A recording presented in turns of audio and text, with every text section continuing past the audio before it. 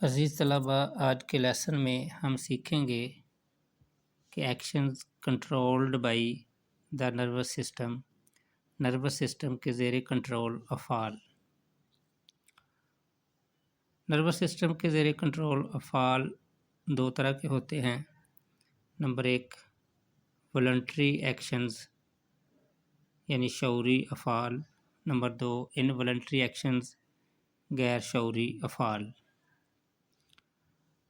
Voluntary actions شعوری افعال وہ جسمانی افعال جو شعوری طور پر یعنی سوچ بچار کے بعد انجام دیے جاتے ہیں شعوری افعال کہلاتے ہیں۔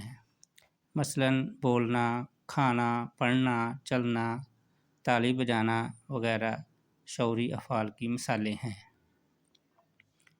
انولنٹری ایکشنز یعنی غیر شعوری افعال وہ جسمانی افعال ہوتے ہیں جو غیر شعوری طور پر یعنی بغیر سوچے سمجھے انجام دیے جاتے ہیں غیر شعوری افعال کہلاتے ہیں۔